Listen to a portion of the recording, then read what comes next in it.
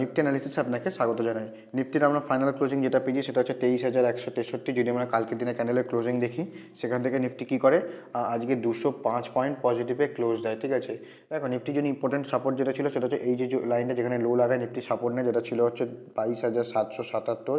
Market এখানে support নেয় এবং সাপোর্ট নেওয়ার পর মার্কেট কী করে, কাল যদি দেখি মার্কেট সাপোর্ট নেওয়ার পর এই যে রেজিস্ট্যান্স ছিল যেটা ক্লোজিং বেসিসে, যেটা ছিল হচ্ছে 23,055, যেটা একটা রেজিস্ট্যান্স ছিল, মার্কেট কী করে রেজিস্ট্যান্সের কাছে যায়, কিন্তু রেজিস্ট্যান্সটাকে সেই জায়গা থেকে রেজিস্ট্যান্স নেয় এবং রেজিস্ট্যান্স নেওয়ার পর কী করে মার্কেট নিচে এসে ক্লোজ দেয়, মানে 23,055 নিচে এসে কিন্তু মার্কেট ক্লোজ দেয়। যদি আজকে কী করে দেখি, আজকে মার্কেট গ্যাপ আপ ওপেন হয় এবং গ্যাপ আপ ওপেন হওয়ার পর মার্কেট কন্টিনিউয়াসলি কিন্তু পজিশনটাকে হোল্ড করে এবং হোল্ড করার পর মার্কেট কী করে আপসাইডে এসে কিন্তু ক্লোজিং দেয়, মানে 23,055 যে রেজিস্ট্যান্সটা ছিল 23,055, সেই রেজিস্ট্যান্সের উপরে কিন্তু ক্লোজিং দেয়। এই যে চ্যানেলটা ছিল এই চ্যানেলের মধ্যে এসে কিন্তু মার্কেট ক্লোজিং দেয় 23,055। মার্কেট যদি 23,055 যে সাপোর্ট, সেই সাপোর্টের উপরে কন্টিনিউয়াসলি কালকে ট্রেড করতে থাকে এবং ট্রেড করার পর যদি মার্কেট কী করে, দেন এখান থেকে কিন্তু একটা আপসাইড মুভমেন্ট দেখা যেতে পারে।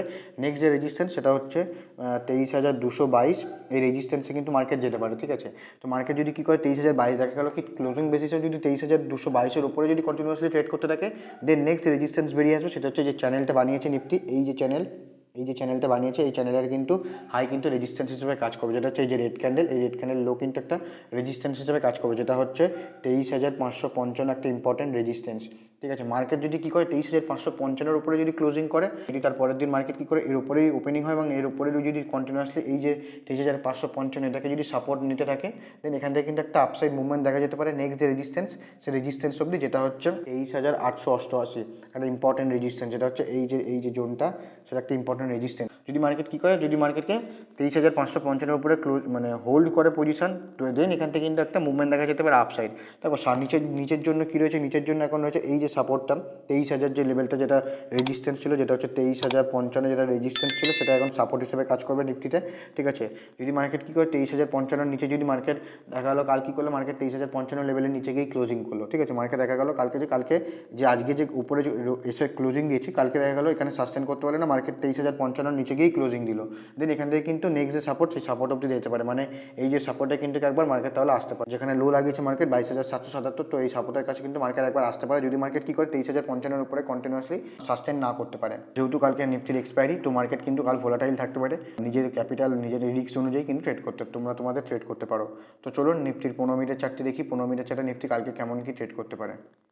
তো প্রথমেই বলি, এটা একটি এডুকেশনাল পারপাস ভিডিও। তো যারা এখন আমাকে ইনস্টাগ্রাম এবং ফেসবুকে ফলো করে নিই, লিঙ্ক ডেসক্রিপশনে দেওয়া আছে, অবশ্যই ফলো করে নিও।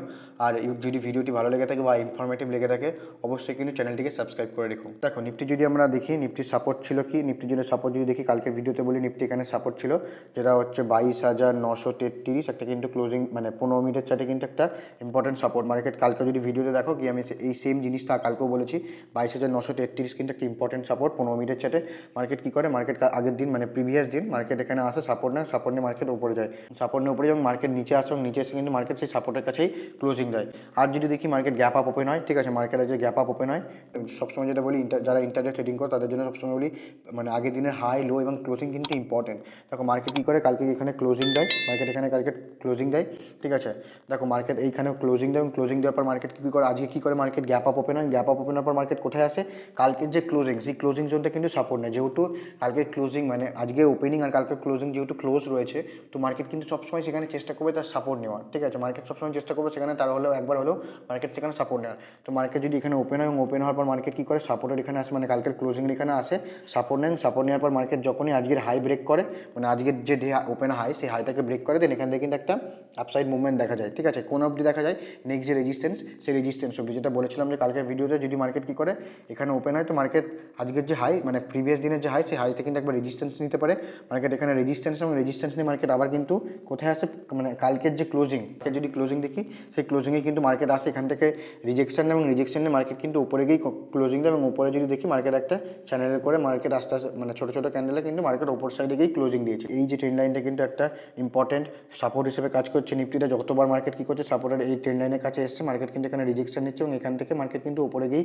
ক্লোজিং দিচ্ছে। যদি দেখি এখানে অলরেডি 3-4 বার এখানে কিন্তু সাপোর্ট নিচ্ছে এবং সাপোর্ট নিয়ে কিন্তু মার্কেট ধীরে ধীরে ধীরে করে মার্কেট কিন্তু উপর দিকে যাওয়ার চেষ্টা করছে। নিফটির জন্য এখন ইম্পর্টেন্ট সাপোর্ট সেটা হচ্ছে এই যে জোনটা, নিফটির জন্য এখন ইম্পর্টেন্ট সাপোর্ট হিসেবে কাজ করবে, ঠিক আছে। যেটা যদি দেখা গেল মার্কেট কালকে এখানে ওপেন হলো, মার্কেট এখানে ওপেন হওয়ার পর মার্কেট কন্টিনিউয়াসলি যদি ট্রেড করার সাথে যদি মার্কেট নিচের সাইডে ব্রেকডাউন করে, তাহলে প্রথম যে সাপোর্টটা নেবে, ঠিক আছে, সেটা হচ্ছে এখানে একটা সাপোর্ট হিসেবে কাজ করবে, ঠিক আছে, যেটা হচ্ছে 23,055, যেটা একটা ইম্পর্টেন্ট সাপোর্ট ডে চার্টেও এবং 15 মিনিটের চার্টেও এটা একটা সাপোর্ট হিসেবে নেবে। যদি এটাকে ব্রেকডাউন করে দেন নেক্সট যে সাপোর্ট বেরিয়ে আসবে সেটা হচ্ছে এই যে জোনটা, যেটা হচ্ছে 22,933, ঠিক আছে। এই সাপোর্টগুলো কিন্তু মার্কেট নেবে। দেখা গেলো মার্কেট কী করলো, এই যে এখানে ওপেন হওয়ার পর মার্কেট এখানে কন্টিনিউয়াসলি ট্রেড করার পর যদি উপর সাইডে ব্রেকআউট করে, মানে আজকের যে হাই, সেই হাইকে যদি ব্রেকআউট করে দেন এখান থেকে নেক্সট যে রেজিস্ট্যান্স বেরিয়ে আসবে প্রথম, সেটা হচ্ছে এই যে জোনটা, একটা রেজিস্ট্যান্স বেরিয়ে আসবে হচ্ছে 23,222 প্রথম রেজিস্ট্যান্স। যদি এটাকে ব্রেকআউট করে তো নেক্সট যে রেজিস্ট্যান্স বেরিয়ে আসবে সেটা হচ্ছে এইখানে, যেটা হচ্ছে 23,444, ঠিক আছে, একটা রেজিস্ট্যান্স। যদি এটাকে ব্রেকআউট করে 23,444কে যদি ব্রেকআউট করে তো নেক্সট যে রেজিস্ট্যান্স বেরিয়ে আসবে সেটা হচ্ছে 23,555, যেটা একটা ইম্পর্টেন্ট রেজিস্ট্যান্স, যেটা ক্লোজিং বেসেছেও এবং 15 মিনিটের চার্টেও কিন্তু একটা ইম্পর্টেন্ট রেজিস্ট্যান্স। যেহেতু নিফটিতে 15 মিনিটের চার্টে একটা ট্রেন্ড লাইন কিন্তু একটা সাপোর্ট হিসেবে কাজ করছে, তো মার্কেট দেখা গেলো মার্কেট কী করলো, এই যে রেজিস্ট্যান্স রয়েছে, ঠিক আছে, মানে আজকের যে হাই সেটা একটা যেহেতু রেজিস্ট্যান্স হিসেবে কাজ করবে কাল, তো মার্কেট দেখা গেলো এই যে হাইয়ের উপরে ওপেন হলো, ঠিক আছে, মানে আজকের যে ক্লোজিং তার উপরে গ্যাপ আপ ওপেন হলো, এবং গ্যাপ আপ ওপেন হওয়ার পর মার্কেট যদি কন্টিনিউয়াসলি ট্রেড করার পর যদি নিচের সাইডে ব্রেকডাউন করে, তাহলে নিচের সাইডে যদি ব্রেকডাউন করে তো দেন এই যে ট্রেন্ড লাইন, এই ট্রেন্ড লাইন কিন্তু একটা সাপোর্ট হিসেবে কাজ করে, মার্কেট এখান থেকে কিন্তু একবার সাপোর্ট নিতে পারে। যদি এই ট্রেন্ড লাইনের নিচে এসে ক্লোজিং দেবেন, ক্লোজিং দেওয়ার পর যদি মার্কেট এখানে কন্টিনিউয়াসলি ট্রেড করতে থাকে দেন এখান থেকে নেক্সট যে সাপোর্ট বেরিয়ে আসবে সেটা হচ্ছে এই যে জোনটা, এটা সাপোর্ট হিসেবে বেরিয়ে আসবে, যেটা হচ্ছে 23,055, ঠিক আছে। দেখা গেলো গ্যাপ আপ ওপেন হওয়ার পর মার্কেট কী করলো, আপসাইডে মানে যে রেঞ্জ ধরো গ্যাপ আপ ওপেন হলো, এবং গ্যাপ আপ ওপেন হওয়ার পর মার্কেট কন্টিনিউয়াসলি ট্রেড করার পর যদি সেই মানে আজকের যে হাই, মানে কালকের যে হাই হবে সেই হাইটাকে যদি ব্রেকআউট করে তো দেন নেক্সট যে রেজিস্ট্যান্স বেরিয়ে আসবে সেটা হচ্ছে 15 মিনিটের চার্টে 23,388, এটাকে যদি ব্রেকআউট করে তো নেক্সট যে রেজিস্ট্যান্স বেরিয়ে আসবে সেটা হচ্ছে 23,444, এবং এটাকে যদি ব্রেকআউট করে তো নেক্সট যে রেজিস্ট্যান্স বেরিয়ে আসবে সেটা হচ্ছে 23,555, ঠিক আছে। এই রেজিস্ট্যান্সগুলো কিন্তু ইম্পর্টেন্ট, যেগুলো বেরিয়ে আসতে পারে যদি আপসাইডে যাওয়ার হয়। এই যে ট্রেন্ড লাইন রয়েছে, ট্রেন্ড লাইনের নিচে গ্যাপ ডাউন ওপেন হলো, দেখা গেলো মার্কেট এই ট্রেন্ড লাইনের নিচে কিন্তু গ্যাপ ডাউন ওপেন হলো।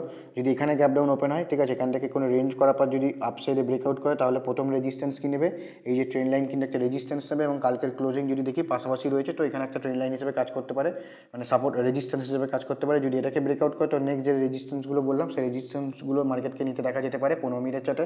যদি গ্যাপ ডাউন ওপেন হওয়ার পর মার্কেট কন্টিনিউয়াসলি ট্রেড করার পর যদি নিচের সাইডে ব্রেকডাউন করে তো নেক্সট যে সাপোর্টগুলো বললাম সেই সাপোর্টগুলো কিন্তু নিতে পারে, ঠিক আছে। তো যদি ভিডিওটি ভালো লেগে থাকে অবশ্যই কমেন্টে জানাবেন। দেখা হচ্ছে পরের ভিডিওতে, ততক্ষণ ভালো থাকবেন, সুস্থ থাকবেন।